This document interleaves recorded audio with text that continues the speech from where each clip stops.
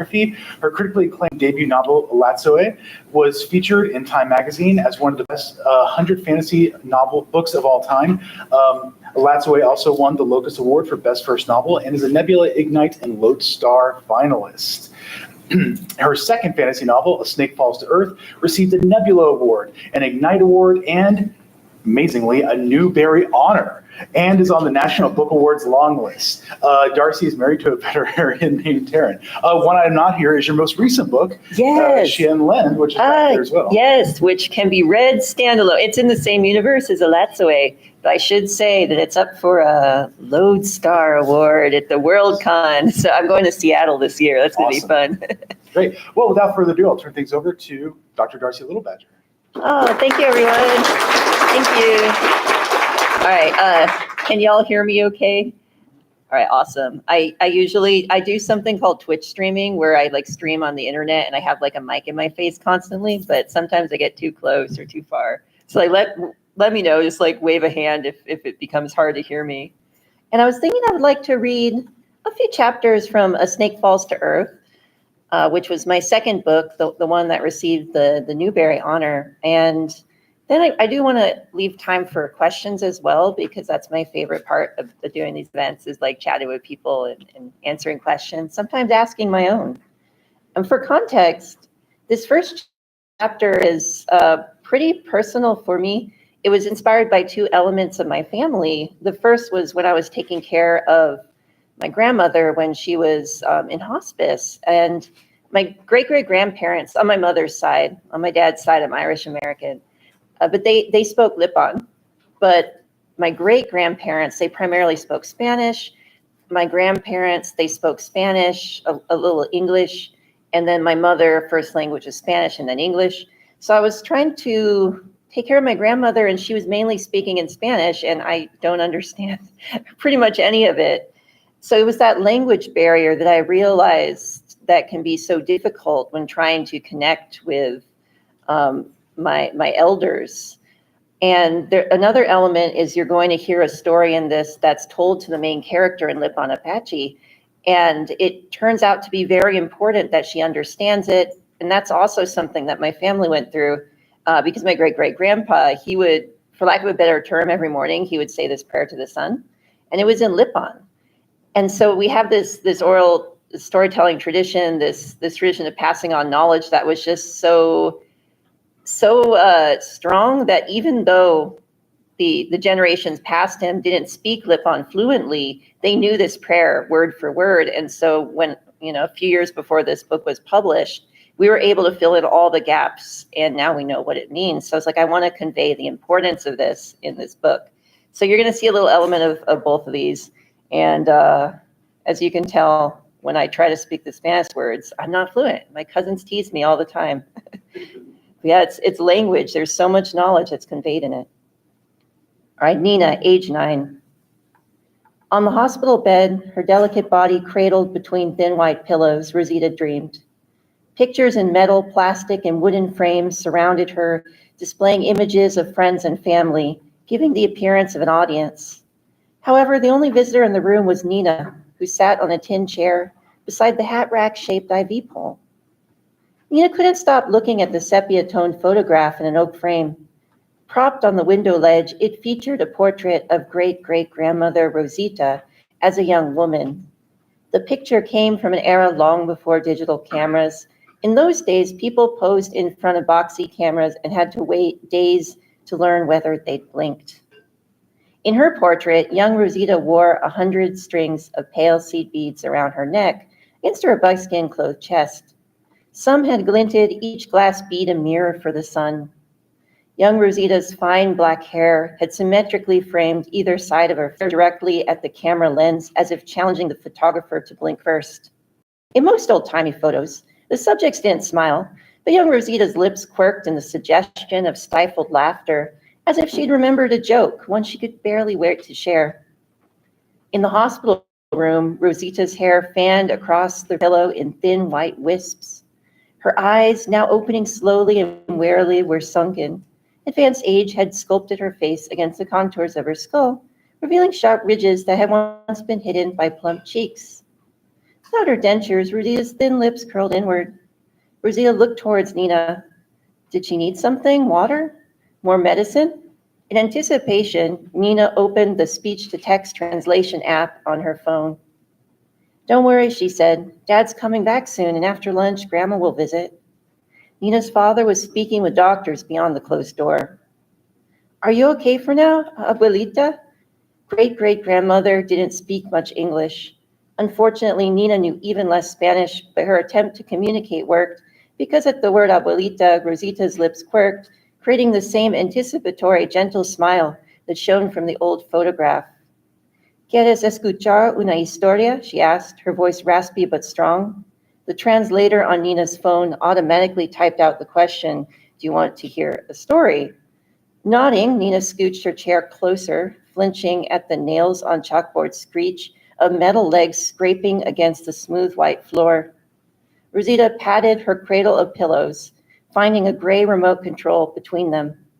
One press of an arrow-shaped button caused the back of her bed to lift with a soft mechanical whir, gently raising her into a sitting position. Esto es importante.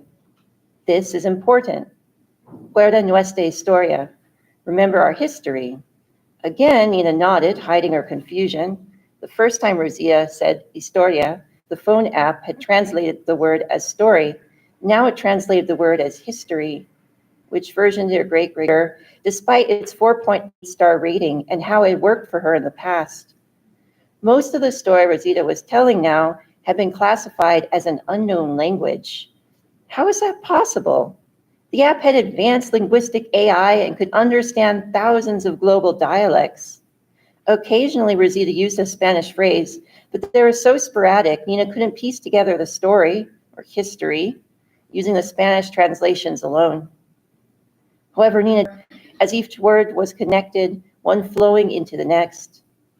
At last, her voice raspy with overuse, Rosita said two final words, el pesadillo. In the silence that followed, she turned away, closed her eyes, and snuggled back into her pillows. Of course, stood it too.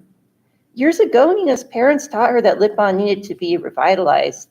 People knew phrases, simple sentences, and words, but nobody spoke fluently, not even Rosita. Plus, that timing didn't make sense. If baby Rosita had survived the U.S. government's attempts to slaughter Texas natives, she'd been alive during the 1800s, which would make her over 150 years old. Sure, Nina's family tree had a lot of centenarians. They get much older than 100, right? Was Nina in the presence of a record-breaking elder? Possibly. Stranger things had happened. I didn't either, Nina's dad said, and kept reading the story transcript. The spelling's messed up, but that's Lipan for home. He scrolled through the wall of text, pausing near the end. That phrase probably means animal person? Ah, what a treasure. Save her words, okay? We may never understand, but... Now he turned to regard the sepia portrait in the oak frame. It'd be a shame to lose them. After that morning, great-great-grandma Rosita spent a week longer in the hospital, surrounded by her photographs and family. When awake, she told fanciful ancient stories about the days when humans and spirits lived together. Stories with titles like Coyote Person traps the world's sweetest ballad in a locket, or clever sisters escape from kidnappers and spend the winter with a groundhog family. On the last day, when Rosita was at her strongest, Nina prompted, Abuelita, what about el pesadillo? ¿Qué es la historia del pesadillo? The smile again, slight and knowing, and gone just as quickly as it's carried away by a flood of sorrow. When Rosita spoke, she tilted her head towards Nina's phone, which translated, that was the last story my mother told me. Remember, she said, I was so young when my parents died. Now I carry sounds without meanings, and isn't that sad? ¿Cuántos años tienes? Nina whispered, scooting to the edge of her seat. In response, great-great-grandmother only shrugged. It's okay, Nina continued, leaning over the bed to kiss great-great-grandmother's forehead. Later that year, Rosita died in her home.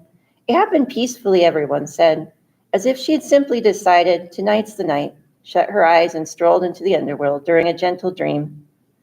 Born among family in the tumbleweed-spawning desert, Rosita had no official documents listing her birth date.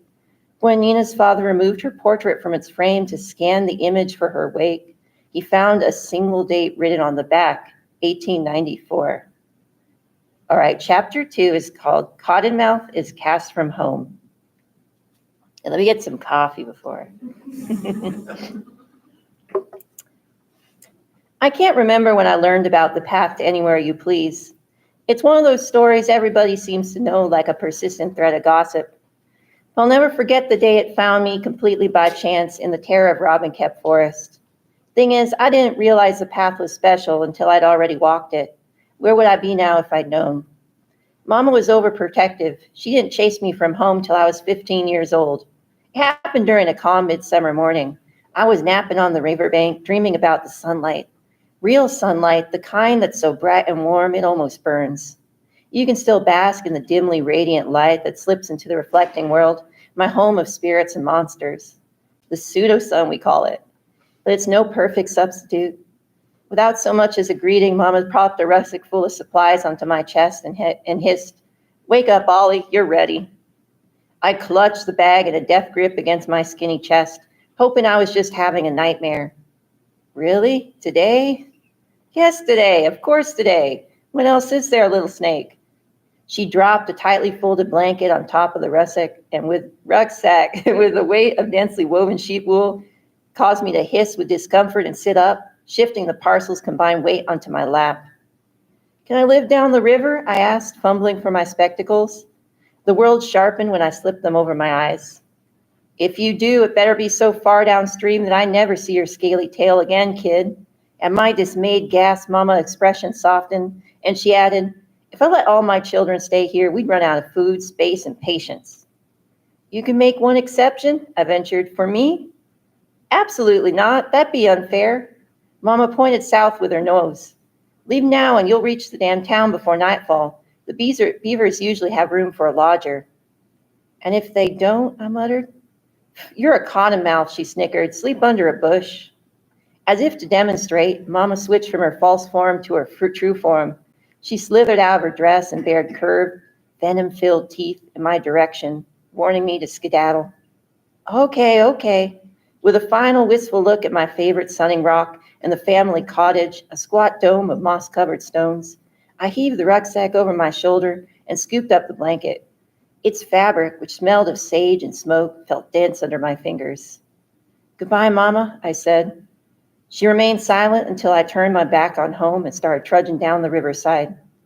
"Goodbye, Ollie. You'll be all right." I should have been prepared for my ousting. Should have already scoped out the territory for my new home. It wasn't as if Mama had failed to give me forewarning.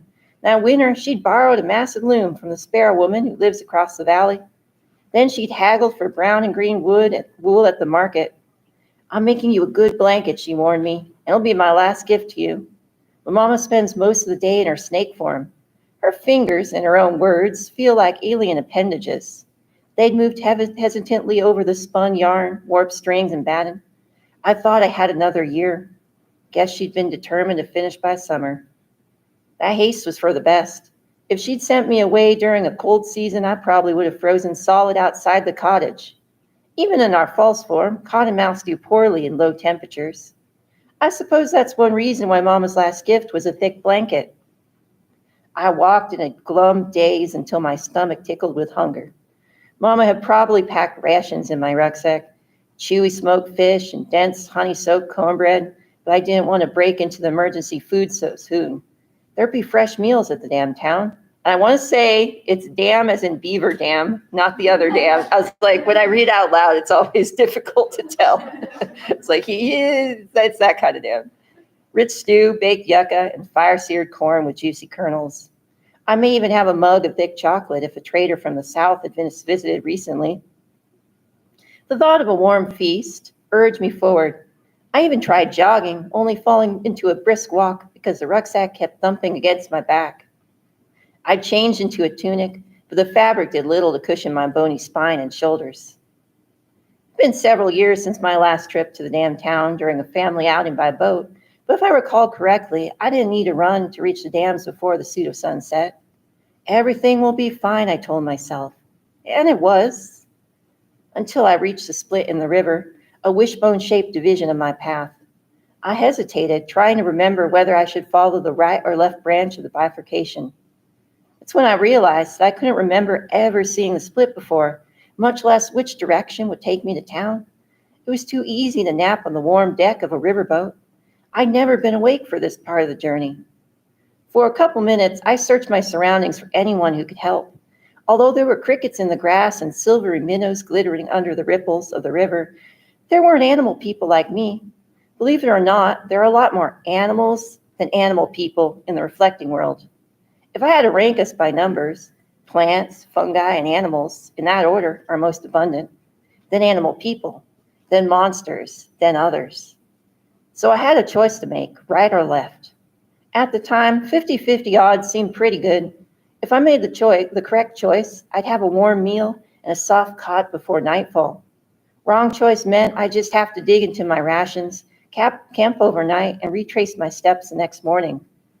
For a worst-case scenario, that didn't seem bad. I had no idea how terrifying a real worst-case scenario could be. If I had known, well, I probably wouldn't have made such a risky gamble. In fact, I might have scampered back home to venomous mama at the prospect, spending a night in robin-kept forest. Instead, I picked the branch going right. It meandered deep into the forest, past elms, oak, and sap-glistening pines. There was no dearth of wood for the damn town, particularly since the beavers replaced every tree they gnawed down. Aware of their activities, I quickly became uncomfortable. Even after an hour walking, there were no signs of logging, no tree stumps bearing the mark of teeth or metal tools, no saplings growing in orderly rows. I should have trusted my instincts. Instead, I committed to my choice. Maybe there'd be evidence of logging by the next mile, or the next. I could have underestimated the distance to town. My gamble could still pay off. It didn't. When the river glistened orange under the soothing settle sun, I had to accept that there had been no stew and drinking chocolate for supper. My feet sore, my stomach empty, I searched the riverbank for a good place to camp. I wanted to sleep near the water. In my true form, I could escape most threats by swimming. Not many land animals are able to outswim a cottonmouth. Plus, when I was little, Mama often warned me that it was unbelievably easy to become lost in the forest. Even trees can get confused. For the longest time, I thought that was an exaggeration. It didn't seem possible for a tree to get lost.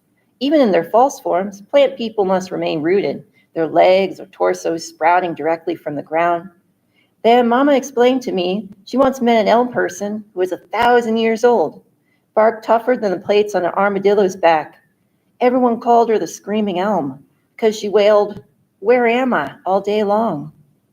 As I searched for a friendly-looking patch of land to spend the night, I felt a deep pang of sympathy for the homesick elm person.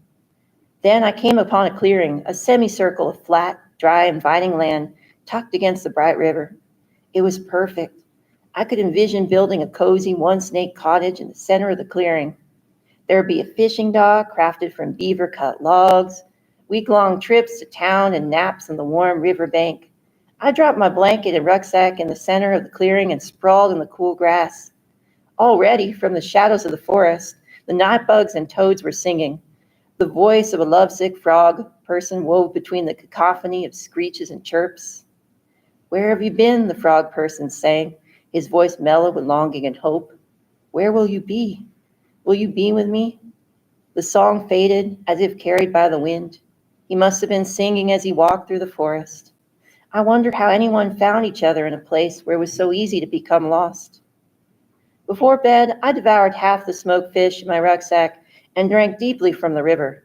I'd spend the night in my true form. To protect my supplies from thieves, I hid my bag under a layer of dry leaves. Then I folded my clothes, transformed, and curled up inside my blanket. In my dreams, I tried to sing, but my voice was drowned by the screams of trees. "Why are you shouting?" I asked the forest. "It's okay, you're home." "Then why are you here?" the trees asked. "If this is our home, who are you?" A sharp pain in my tail shocked me awake. My bones felt on the verge of snapping. Driven by pain, confusion, and lightning-fast instinct, I sank my teeth through the skin and muscle. "Ah!" somebody screeched. Next thing I knew, I was soaring through the air, flipping head over tail until gravity slapped me into the brush. I thrashed around on my back. The violent motion finally snapped me right side up with my belly to the ground. The unknown culprit who'd stepped on my tail and then kicked me into the forest, making a big fuss nearby, shouting snaking snake and stomping all over the clearing, pulverizing leaves and sticks under her heavy feet. That could have been me. In the dark, my round eyes couldn't see a thing, but I pieced together details from the taste of the air, its chemical signature. Stomper was an alligator person, a mature one. She found my hiding spot. I was dead. I couldn't even bite her again. I'd used all my venom, and that defense mechanism was doing a shoddy job dampening her strength. I could transform and make a run for it, counting on her swollen foot to slow her down. She might have ranged weapons. Instead, I wrapped myself around the base of a shrub and waited. Before long, the commotion of her furious tantrum petered out. Then I heard her flop onto the ground, grumble a few mean-spirited curses, and sink into persistent silence. I didn't dare leave hiding while my attacker was still awake. How could I tell the difference between sullen silence and unconscious silence? Impossible. I'd be stuck there all night. My worries multiplied as the sky brightened from black to deep, nearly dawn blue. She noticed my leaf-colored russack. What about my blanket, my special blanket?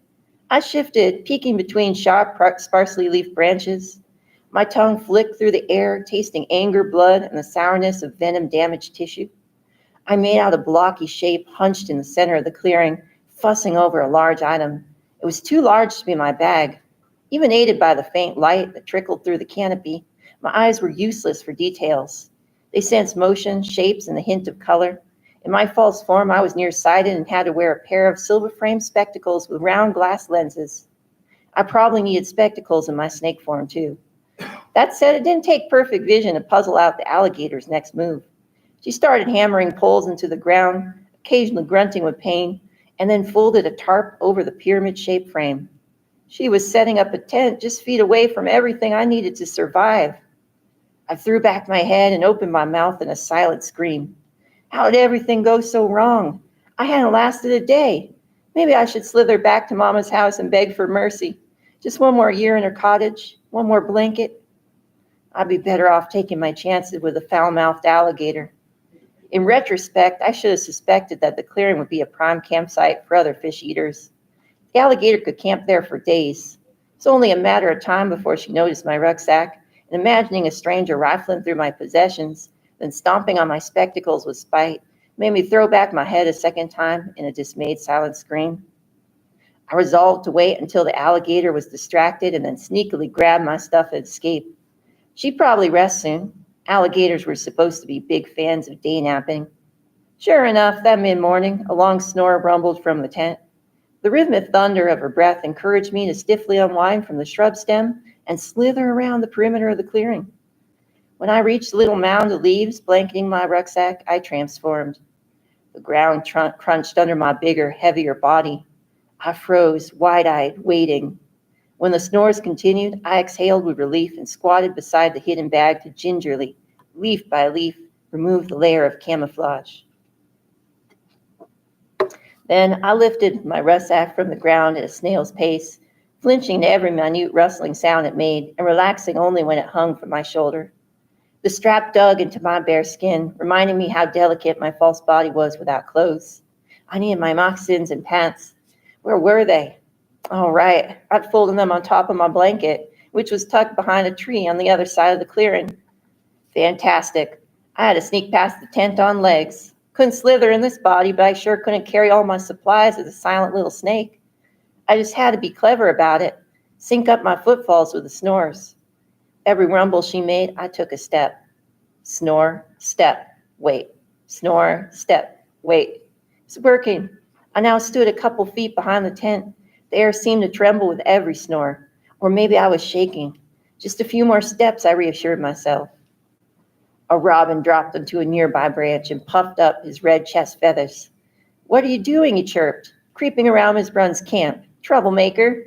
No, no, no, I hissed. It's not like... Wake up, Brunn, the robin screeched. Naked thief is stealing your gear. It's my gear, I cried. I was here first. Snoring stopped. I tried to sprint to my blanket and clothes before it was too late. The robin dove at my face and pecked at my eyes as he chirped, Liar! "What's happening out there?" Miss Brunn hollered. Before anyone could respond, the tent flew into the air, thrown aside by the volcanic fury of its occupant. In front of me, surrounded by tent poles and dressed in a long white nightgown, loomed a 6-foot-tall alligator woman. Like mine, her skin was sprinkled by patches of scales, but my scales are smooth and shiny, sleeves, black ones down my outer arms and brown ones in the place of my eyebrows. Hers were spiny, covering her neck, shoulders, and most alarmingly, knuckles, like armor. She showed me her sharp teeth in a snarl and pointed at me rudely with her finger. "You're the little worm who bit me. You stepped on my tail. Your tail had no business in my fishing spot." She lowered her finger quickly, pointing to her right foot. It was red and puffy, with a pair of purple tooth punctures above the big toe. "Any of my toes fall off, I'll eat you for breakfast." "They won't. It'll be fine in a couple days, I think." "Get lost." She grabbed a wooden tent pole from the ground and swung it at my head, but I ducked in the nick of time. Wood swished over my ear. "Can I just grab my blanket and—" "No," she roared. Second swing grazed my shoulder, leaving a couple splinters. With a startled shout, I ran. I could hear Brunn's heavy footfalls. Thump, thump, thump, thump. They were uneven, as if she used the strength in only one leg to propel herself forward. Robin flapped around my head, cheeping, "Don't come back. You better not come back. I'll catch you again, punk." He followed me, flying from branch to branch, shouting accusations from above. Troublemaker, footbiter, creep. When it became difficult to breathe, I slowed to a jog and glanced over my shoulder. Thankfully, Brunn was nowhere to be seen. Must have given up chase. Finally able to take a break, I dropped my rucksack and untied the bow, keeping it sealed. My spare leggings, pants, and shirt were packed between a set of dishes and my brush collection: hairbrush, toothbrush, and paintbrush.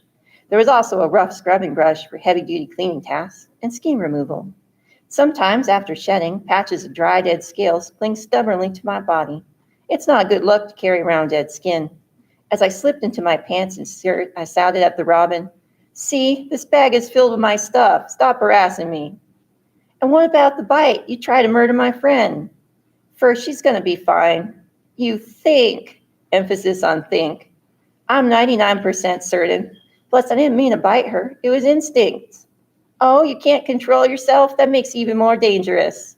I tied my rucksack shut with a frustrated hiss and slipped my spectacles over my eyes. "I'm leaving now. Happy?" "Hurry up, and remember that birds can see everything in this forest. Don't come back." "I won't. I don't even want to be here." But that wasn't completely true. My blanket and good moccasins were still at the clearing, hostages to the alligator's wrath. I could replace footwear. When I thought about losing that blanket, I hurt. My mother's last gift to me, her attempt to keep me warm long after I left her hearth. I was almost willing to risk another physical altercation just to get it back. Almost. I shoved my dirty feet into a pair of casual slippers. Round me, the tree branches swayed and bounced, even though there was no wind. An army of birds, robins, swallows, sparrows, mockingbirds, warblers, jays, and too many others to list, landed one by one in the canopy. Their little round eyes flashed and their sharp beaks clicked in annoyance. I would make it halfway to Brunn's clearing before the feather faces swarmed me. So I marched deeper into the forest, watched by a robin and his many friends. Eventually, I couldn't taste the river and the wind anymore. Absence of its flavor, silt, fresh water, and sweet grasses terrified me.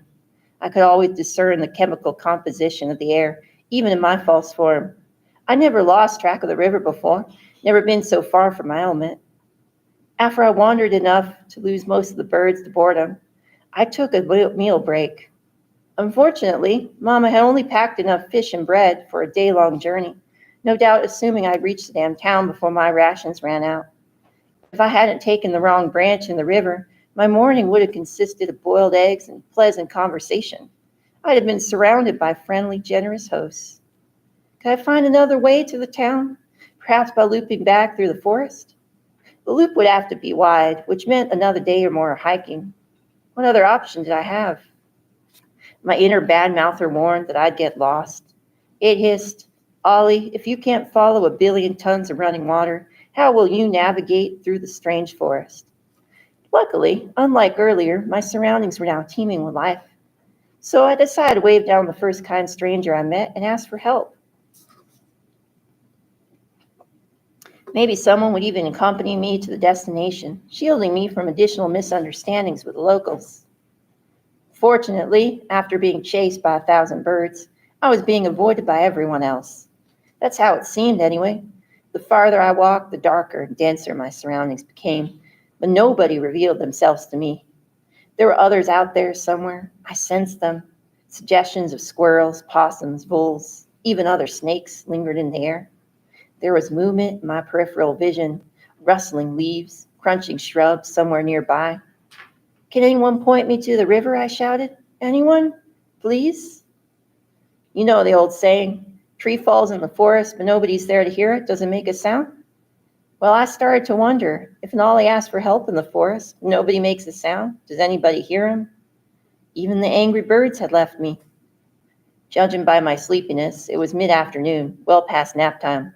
But as much as I wanted to find a sunny spot and rest, I had to reach the river before nightfall, before the deep forest monsters came out to hunt. But here's the thing about monsters. Sometimes they prefer hunt in the light. And that's the end of that chapter. So I think I leave room for questions. Thank you, everyone. Wonderful. Thank you so much. Yes. Does anyone have any questions? Oh, yes. First, I really like all Oh, thank you. my favorite characters ever. The question is, are you familiar with Sherry Robinson's history of the Levon? No, but I've heard of Sherry Robinson. Yeah. Yeah. Probably 15 years ago, she did a history. Oh. Really interesting. I've got to read that. Yeah, I need to catch up. I read Nancy, I think McGowan Minor did a few books, but I have not read Sherry's book yet. That one has been recommended to me, though. Yeah, it's really Oh, good. thank you. Oh, I got to pick that up. Yeah. Thank you. And I could continue reading if nobody else has questions. Oh, I see one in the back. I guess, sorry, I'm short. Hello. No, I should be standing. Actually, I'll stand now so that. So why out of all the creatures and animals, why a cottonmouth for snake falls in her? Yeah. So cottonmouths, like they're around Texas, but I was thinking I wanted to. At first, I envisioned doing a book that was all carnivore people, just because, they get the reputation of being scary, and especially with cottonmouths that, with their venom, that definitely you don't want to accidentally step on one, but really it's just, they're just scared. So I was like, what if I wrote this so that kids could kind of understand from their perspective? They're just the little snake guys and they just don't want to be stepped on or eaten. So that's what really, also I like the image of like when cottonmouths are kind of startled, they open their mouth and it almost looks like they're having a dramatic moment. Like they put their little head back. I thought that'd be funny if there was a character who did that canonically in the book. So every time he does his silent scream, just imagine that he's in a snake form and he's like putting his head back and you can see the white of his mouth. But yeah, it's been really neat just writing about these animals too, because there's a toad in this book based off of the Houston toad. I called it the Dallas toad, but the Houston toad has been on the endangered species list pretty much since its beginning up in the 70s. And they've been kind of clinging on, but there's some serious reintroduction efforts going on right now. And when I was doing a signing once, these two women from the Fort Worth Zoo came up to me and they're like, we're the ones who work with the Houston toad. And, not a lot of people know about it because it's just such a small little, they're tiny little guys, but they have like a very serious expression on their face. Like they aren't really, they're just toads, but they look so cute, but they're also very easy to overlook. And they're like, we love that there's more awareness. And if you ever are at the zoo and you want to see our behind the curtain of what they do for reintroduction, they invited me to do that. So I would love to. But yeah, I was like, I want to feature a species that might have a bad rep, which I definitely do warn young people, don't ever touch them. Don't touch a cottonmouth. Like they will hurt when they bite, and then you suddenly have to go get anti-venom and all that. But yeah, it's like they're just misunderstood a lot of times. Thank you. That was an awesome question. Oh, I like standing. I can see everyone. Oh, yes. Oh, me? Yes. Yeah, so I was wondering, because something, I read a lot of fiction that involves either like animals as protagonists or like, shape changers who take animal form. And what's always interesting is how each individual author tries to contextualize like the animal's relationship to its environment. How Yes. versus how, certain way of moving, seeing the world, and then like, so I'm curious to know, like, when you were thinking, when you're writing a character who's a cottonmouth, or at least partially a cottonmouth, Yes. and I did see like there were lots of examples of how her perception of the world changes depending on the form she's in, but like, Yeah. how did you wrap your head around that? Did you spend some time on the floor? Yeah, just like wiggling around. I wish I could do that dance where you do the worm. I think I would have done what I can. But it was something where the one thing that I was thinking is really different with perception is just the way, rather than from my more human-centric, and I'm very reliant on my eyes, they have these little tongues that can like sense the chemical signatures of the air. And I was like, they would have a completely different relationship. They would be able to know not just what is there, but what has been there recently in an area. But also like when you're on your belly, kind of like that, especially in the forest, you're just like really feeling all the underbrush. So every time he's in his snake form, I just try to put myself in that space where I'm like, my eyes aren't the strongest, but I'm aware of so many things that me as a human really can't sense, which would be cool if I could, but I don't know. I'm not an animal person. But yeah, it's got to be like a more almost intimate relationship with texture, and it's like, what would it even be like? What would like a chemical signature feel like? Would it be like taste almost? I don't know. It's something where I need to ask my veterinarian spouse if they've done any research like on that, putting themselves in the minds of a snake. But yeah, that's a good question. And a lot of the ways I got around that was like they're usually in their people forms. And that way I can kind of rely on my own experiences when I'm writing. But when they do turn to animals, it is that very different shift to just the relationship with their environment. Yes. Yeah, thank you. Wonderful, wonderful reading. So I have kind of like a big sprawling question, and I'm not sure if I'm going to articulate it very well, but I'll try. In the first chapter, I love the way that you called attention to the double meaning of historia. In Spanish, it's both history and story. Yeah. And then I thought brilliantly you followed that up with the reference to the app being imperfect. Yes. Because if grammatically the perfect is what's completed, the imperfect is what's still ongoing, right? And Yes. in some way a kind of becoming. Yes. And so I wondered if there's any relationship in the text between that doubling of story and history, Yeah. kind of imperfect past of continual becoming, Yes. and the transformations and shape-shiftings and metamorphoses of your characters. Yeah, that was definitely intentional just because so many times our stories are that conveyor of knowledge of our histories. And sometimes even it's a little bit difficult to disentangle what might like have happened to my family versus those traditional stories that are passed down and just the way that they were affected by them. So I was like, I thought it was cool that it does have the double meaning, which I had to ask my mom about because, like I say, I took 8 years of Spanish and I retained nothing of it. So I was somebody like I did an event in the Newberry Library 3 weeks ago, and he was like, "You've got no excuse. You have Duolingo now. Get that with that little green bird." But it was later in the book. The character uses a storyteller app, which is kind of based on just like a fusion of a bunch of different social media type apps. But it's through this process, she's not talking to anyone but herself. She's telling herself stories, and the story of her attempts to understand the story that her great-great-grandmother told her, which was told to her great-great-grandmother and like passed down. And it's almost like through this process of her story becomes their story, and it's almost like they do become merged in that way. So it was something I was thinking about as I was writing. It's like, yeah, it was very intentional It's because I'm so grateful for the stories that I know just because they were passed down through the generations. Like I know about my great-great-great-grandparents who were like killed in a massacre.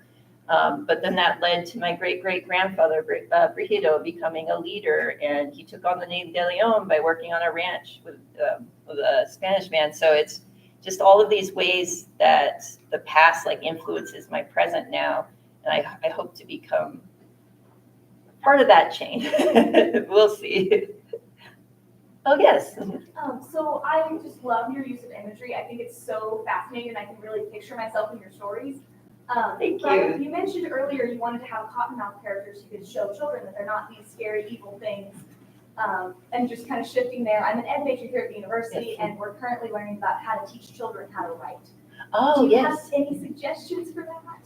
Yeah, it can be. So I heard from, where was it? It was the Reading Council of Illinois. And a teacher actually told me that a lot of her students have trouble writing fantasy just because they're more comfortable writing, what they experience and know. But when I do classes on how to write fantasy, but it also is kind of like how to write. First of all, I emphasize very much that you aren't aiming for perfection because there's really no such thing with art. The importance of finding fun with editing, because a lot of times they can be it's almost like hurts their feelings when edits have to be made. But I was like, no, this is a chance to make your art the best possible version to you. Like you want this to reflect your story in the best way possible, and that's what we do editing for. But I like to do things where for my fantasy workshop, I'll be like, okay, think of a mundane object. It could be anything. So last time I did this, they said ladybugs. I was like, okay, now think of something that's really strange about the ladybug, something magical, something supernatural. And they ended up saying that the spots made people have good luck. And I was like, well, what could be a bad thing that would happen if we had a world full of lucky ladybugs? And they're like, what if there were fake ladybugs that had bad luck? And what if people were trying to harvest them? And so just brainstorm just by talking it out, and then be like, all right, just write a few sentences in this world. Doesn't have to be perfect. And I find that a lot of times just like encouraging that sort of brainstorming helps get the creative juices flowing. But yeah, it can be difficult. I think there's also a lot of pressure just to have that perfect first draft and no, I do like to show my earliest books, which were in Lisa Frank notebooks, and just show how awkward they were. I was like, that's where you start out, and then you just improve and you get better, and it's really fun. So try to make it fun, but hopefully that helps. Because yeah, it can be. I was surprised to know that fantasy wasn't I thought it would be a big thing for people being interested, because I used to love fantasy when I was a kid, and it's kind of taken off, but apparently not. It's like, oh, that's sad. Oh, yes. Again, love the reading, and you have a very strong background in oceanography. Yes. You have a PhD. Where does that influence your work? Where do you see that kind of fitting in? So with Snake Falls to Earth and Shenelende, which is my yellow book over there, both of them involve hurricanes, and if Snake Falls to Earth, hurricanes in the near future. So I kind of used my experience. I studied a lot of plankton stuff, but also climate change related stuff. I was working with, what's his name? Okay, not that Oppenheimer, but another professor. So we were looking at how the sea level might potentially change, but all these lessons I learned about how hurricanes might behave in the near future ended up making their way into my book. So every time you see the ocean, in Snake Falls to Earth, the mom is off on a research cruise the whole time. So I think that it would not be something I'd change, because I ended up being a scientist because they rejected me from the creative writing program. And so I was like, if I could go back, I would still be a scientist, just because it's really informed how much I know about the natural world around me. And it does make its way into my books. Yes. I was wondering if you could share with us what's in the books? Oh, Did any of that make okay. its way into your current writing? I actually am doing a keynote. Oh, What was the question? Oh, yes. So I wonder if you could share what was in the Lisa Frank notebooks and if any of it makes your way into the writing. And I actually have some screenshots of the Lisa Frank notebooks for my keynote. Like I usually do a slide with those. But it was a lot of, like, one of my earliest ones was there was a fire in a school. And I don't know if it actually resolved itself. I just ended with like there was a fire in a school and everyone evacuated. But then that ended up making its way to a mystery novel about a murdered garden, which made its way to this like epic fantasy called The Elysian Jewel about pixies. So it just got progressively longer and more complex novels that I was writing.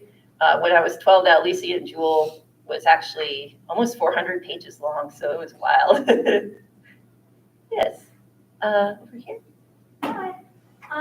Just from hearing you talk, you seem to bring a lot of your history and a lot of knowledge into your books. Yes. How much or how little do you add into your story then? Yeah, I find myself always writing about Texas, and I think that's because I grew up there until 2021 when I moved to California. I'm from Texas, so I was like, I definitely write what I know in terms of location, and also my family has always been in Texas. It was wild because I'm going on a detour with this answer, but so the Lipan Apache moved down to the Texas area, let's say about 400 years ago, maybe. That's when they became a distinct cultural group. But what I didn't realize was there's members of my family who have been there longer, probably intermarried in, like the indigenous people were there before. And we know this because there are these remains that were found in Presidio, Texas, and they wanted to return them to, they were at a university, they wanted to return them to their closest living family. So they looked at the mitochondrial DNA, which is passed down through the maternal line. Not, you don't get 50-50. It's just, it also changes pretty slowly. So it's good for determining relatedness with ancestors. And so this body was 750-ish years old, and it's actually my mitochondrial DNA. So somewhere on that maternal line, we're related to this person who was there in what's now Presidio, Texas. So I think just all these stories in the land that my family, grew up in and that I grew up in definitely goes into the books. In Shenandoah, there's a hurricane I call it Hurricane Alda. It's based on Hurricane Beulah. That it was a pretty devastating event that happened in 1967 in South Texas.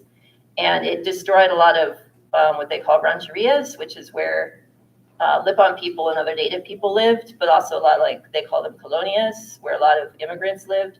And that's when my family lost their house, and it led to tuberculosis and led to my grandfather's death. And I was like, I've got to put this event in my book somehow, just so people can be aware that it happened. And it kind of highlights how communities that have less of that infrastructure were really devastated by this, whereas other communities where they had protection from levees, they weren't.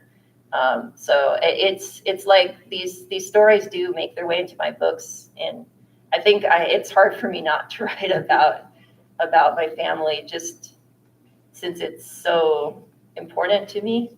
And I feel like it's something that a lot of people can relate to, these themes of surviving and hardship, and also just the beauty of family itself. Yes, I saw a hand over here. I hate to interrupt, I was going to say. Oh, yes. We want to make sure we have plenty of time Oh. for your signings. And Okay. so, but Yes. there will be plenty of other Ooh. opportunities to ask Darcie questions.